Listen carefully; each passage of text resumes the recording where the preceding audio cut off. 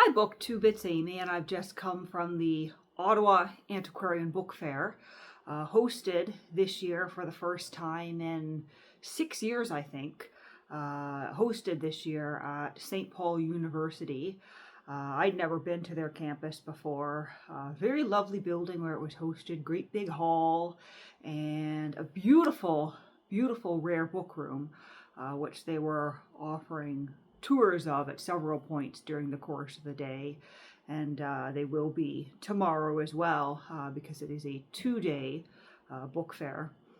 So I got a fantastic look at their rare book room, including behind glass, a very early printing of Augustine's works from the 1500s, I think they said, as well as a facsimile of a Gutenberg. Certainly they don't have an actual Gutenberg in their rare book room there, but they did have a nice facsimile reproduction of a Gutenberg. They had a facsimile of a Book of Hours, and next to that facsimile were two very small pages, a couple of leaves from an actual Book of Hours, and a number of other interesting things. There was a gigantic document on, I think, what was vellum, a gigantic document that turned out to be a mortgage. It had, the wax seals and everything, but it's a very, very large theological library because it is a, I think it's a Catholic university campus associated with the University of Ottawa. But they have a very nice collection because I guess around the time of the Second World War, one of the members of staff at the library went around to various churches and seminaries in Europe and kind of solicited for the gift of these books to bring them to Canada, bring them to St. Paul University in Ottawa, where they would be safer. But so they've got a great collection there. Really enjoyed that kind of half-hour tour of some of the items in their rare book collection. Sat in on a couple of talks, and I should pull up the agenda that they gave us when we went in the door. We all got a stamp as well. But the agenda, so I got there a little after 10 a.m. The doors opened, I think, at 10 a.m. There was a big long line of people waiting to pay the $10 admission. And so I went into the main hall and I purchased 2 books from 2 different sellers. One of the books I got was from Wilfred M. de Fridas of Montreal. I think I purchased from them in the past at one of the Toronto Antiquarian sales. And then I purchased a book from Patrick McGarren Books as well, and he's located here in Ottawa. He doesn't do much of the day-to-day running of the shop anymore. I believe it perhaps his son who is doing that, but so I purchased 2 books from there, but as you can see here, lots of wonderful vendors. Feel free to pause the video at this point if you want to take a closer look. You can also go on the website there and they have all this information as well if you're curious as to who was there. And the second day of the sale is tomorrow, so if you're watching this the evening when I post it and you're in the Ottawa area, you still have a chance to go out and peruse some of the books here and take a tour of the rare book room. But they also had a couple of speakers over the course of the day. And so I went to the ins and outs of book collecting in Canada, which was a Q&A session with Patrick McGarren. He has a very soft voice, and there was no microphone, so we all kind of crowded around the front of the room. And he shared some stories of his time in book selling and answered a few questions from various people in the audience. And then I went and I had a cup of tea and some lunch. Did a tour of the rare book room and got back just in time to grab a coffee from the little, I guess, restaurant dining area that they have. and I caught, I would say, about 3/4 of the talk by Ken Harper on collecting Eskimo languages from Greenland, Labrador, and Canada. And that was quite fascinating. I hadn't initially intended to attend that session because I thought, I'll go to Patrick McGarren's talk and then do the Rare Book Tour. But the Rare Book Tour only took about a half hour. And so even though I didn't catch the first 15 minutes of Ken Harper's talk, I did catch the last 45 minutes or so, because he went on quite long. In fact, they practically had to kick him out to make room for the next speaker at 2:30, which was John Metcalf. And he read a paper that he had written on the topic of adventures in the book trade. So he talked a bit about first editions and why collect, and then some of his own experiences getting into book collecting and some of the collections that he's put together over the years. And it was my understanding as I was on the way out the door there that the paper that he read will be published in some format at some point in the future here. John Metcalf, of course, is very well known in the literary community here in Canada. And so it was a great day. It was a splendid Saturday. And I don't think I'm going to make it out for the Sunday, although there are a couple of interesting sounding sessions.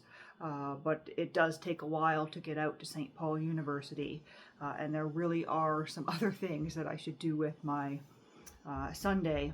But at 11:30 a.m. tomorrow, there's a session titled "What About Dickens" by Dan Kalensku.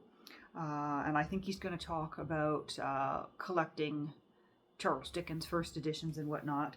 And there was a wonderful facsimile reproduction of Charles Dickens' Christmas books in a little box set that I picked up, published, I think, in the first decade of the 1900s. But it was significantly out of my price range. But I did enjoy looking at that at the one booth. And if I look at the map here, I think it might have been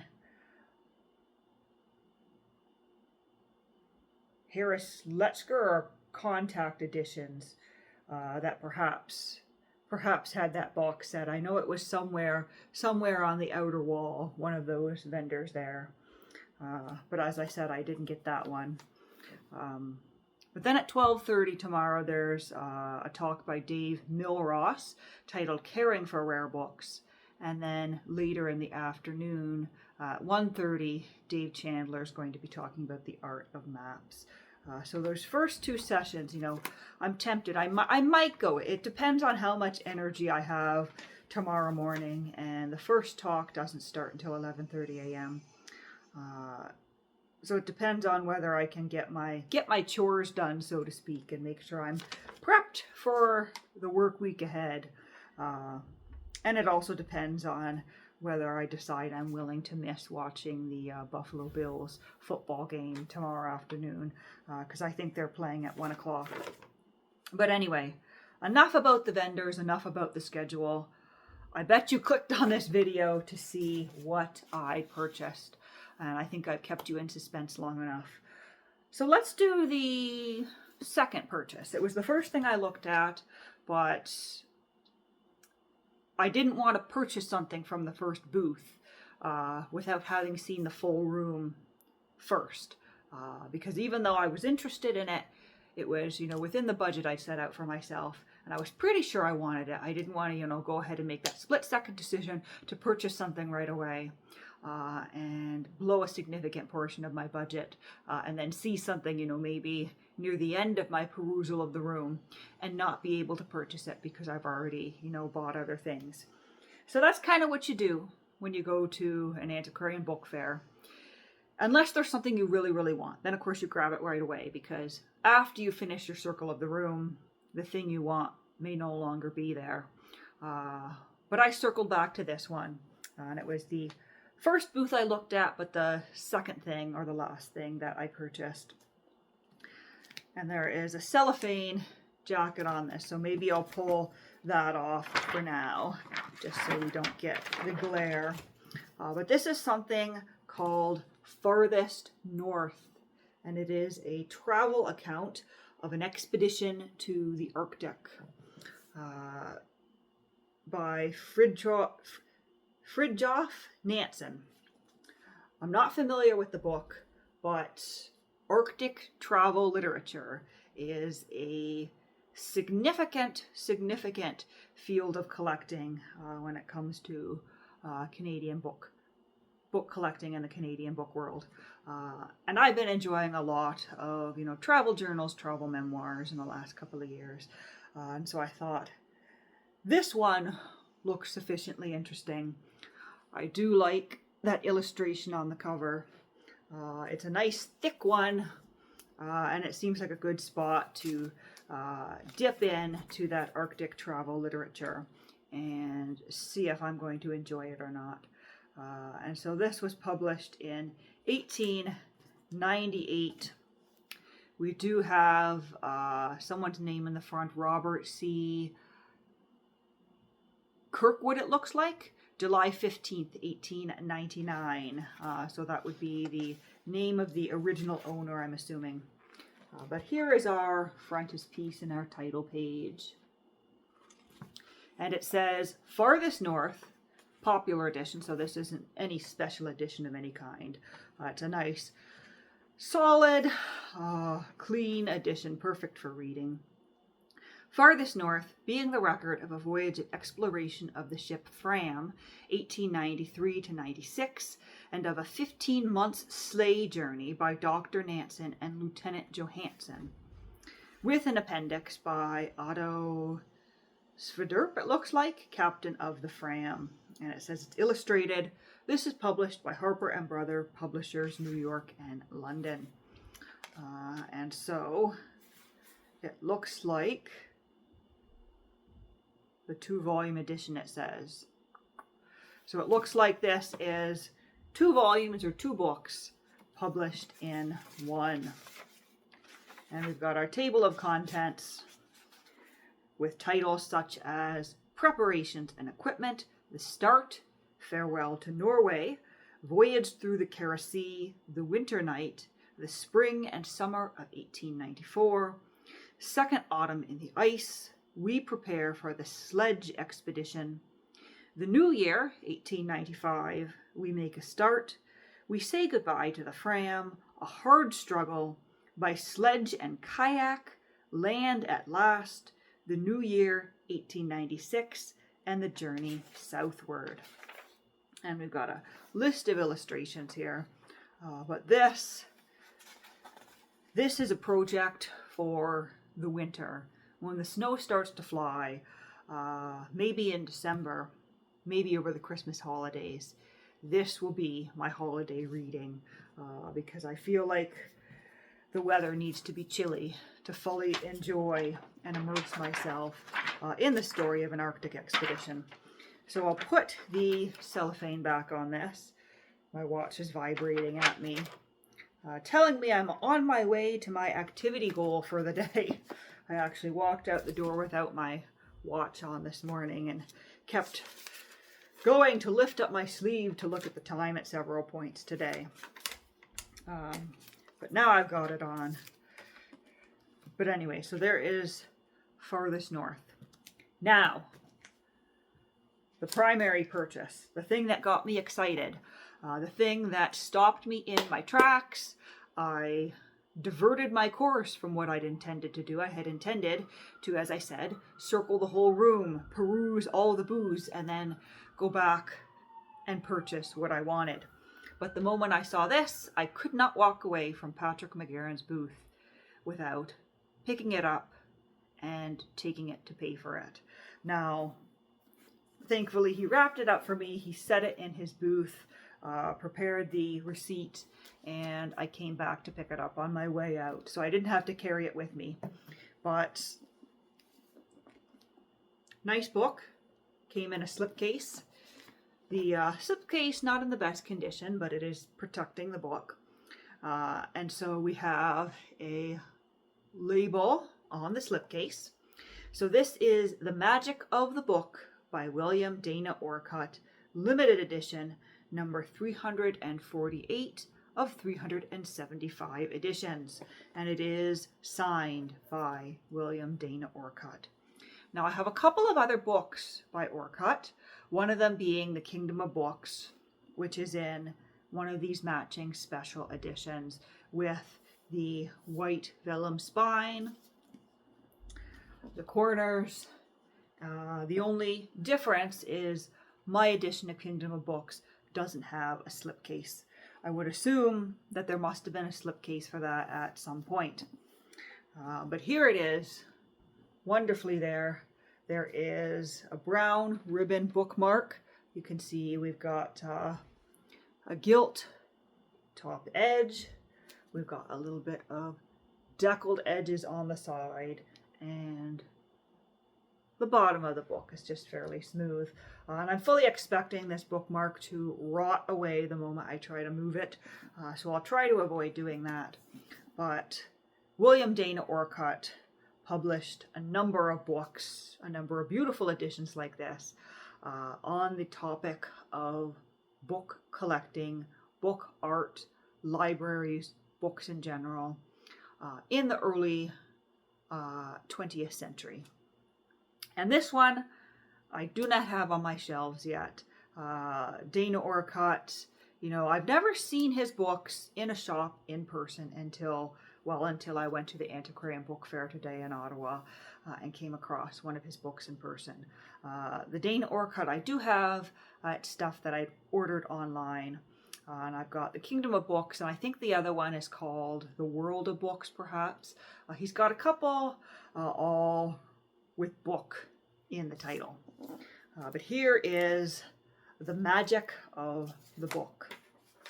And so we've got our slip of paper that tells me about what I've just purchased here. Orcutt, William Dana, The Magic of the Book, More Reminiscences and Adventures of a Bookman. Published in 1930. As it says, limited edition of 375 numbered copies, this being number 348, signed by the author, color frontis with captioned tissue guard, 75 illustrations, including 6 appearing only in the limited edition. So the standard edition would have 6 fewer illustrations. There's an index, bibliography bound in half vellum, it says, light brown boards, gilt spine titles, and the slipcase is worn, paper spine label, and he describes this as a fine copy in good slipcase. And so this is a sequel to Orcutt's In Quest of the Perfect Book. And then it also says an interesting Canadian Association copy signed by Gerard R. Lomer, librarian at McGill University and noted Leacock bibliographer. And so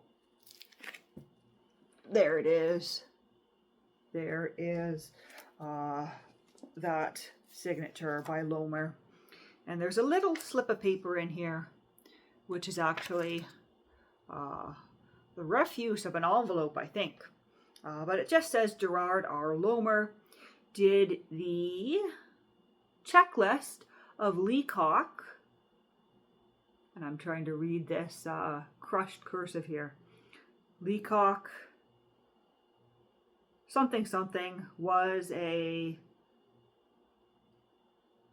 librarian at McGill, etc. His two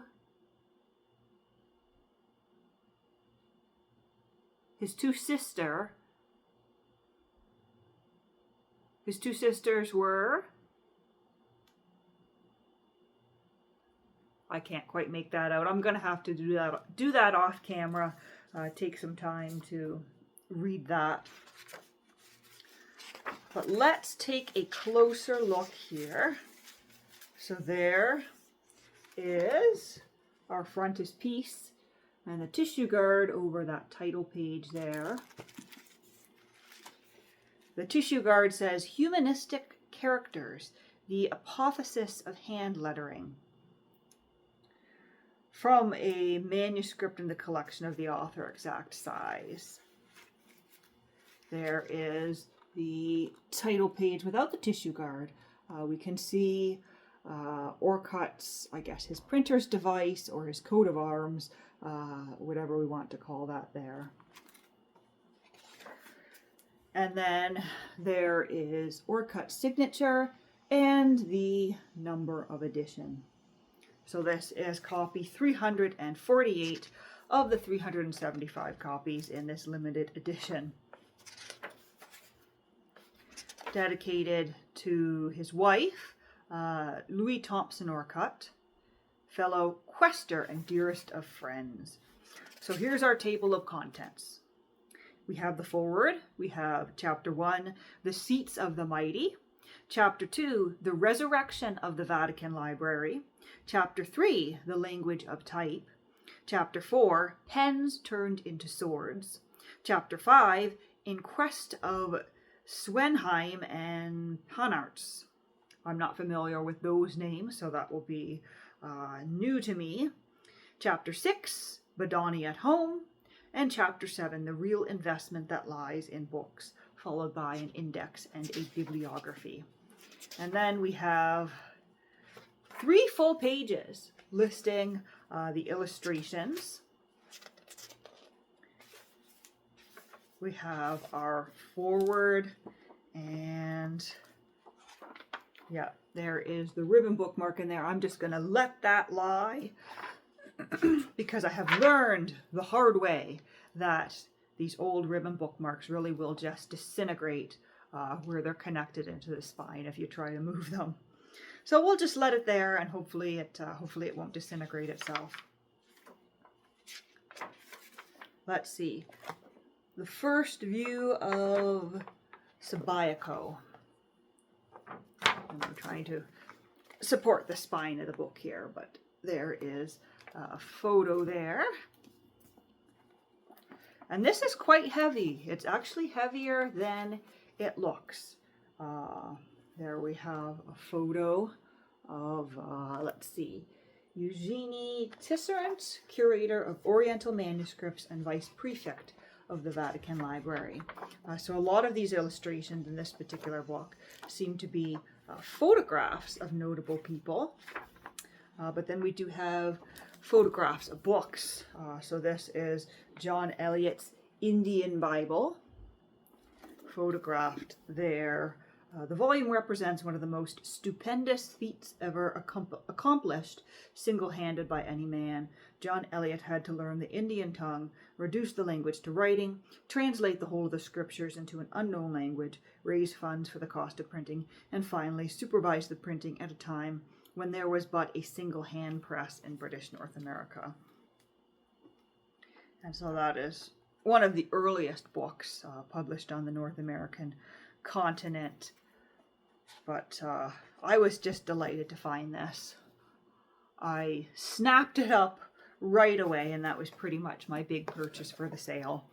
There were a few other things I saw that did pique my interest. There were a couple of other collections of essays on book collecting and on reading, but ultimately I passed on those. One of them was listed at $40, but you know, in browsing the book, I wasn't sure how much I'd really, be drawn into it. For a cheaper price, I would have picked it up. There was a full 12-volume, couple of box sets of the Colophon, 20th century publication about book collecting. Passed on that. I think that was listed at like $260 for the 12 of them. I passed on that, one, because of the price. I'd already made my big purchase. And two, because I couldn't remember which of the colophons I already have in my own collection. And I'm pretty sure some of mine are from 38. So I certainly didn't want to purchase duplicates of something I already had. But I was tempted for a moment by the colophon. There was a full shelf of works by Robert Louis Stevenson. There was a very, very nice Folio Society edition of Diary of Samuel Pepys, which looked quite nice. Trying to remember all I saw. I saw so many things, so many wonderful things. But this is to say that I really enjoyed going to the book fair. If you're in the Ottawa area and you're watching this the Saturday evening when I'm posting it, and you've got time, certainly go out tomorrow. I know the organizers are certainly enjoying the wonderful turnout, and it really is a very, very enjoyable way to spend an afternoon. But I will end this video for now, and I hope you're all having an excellent Saturday.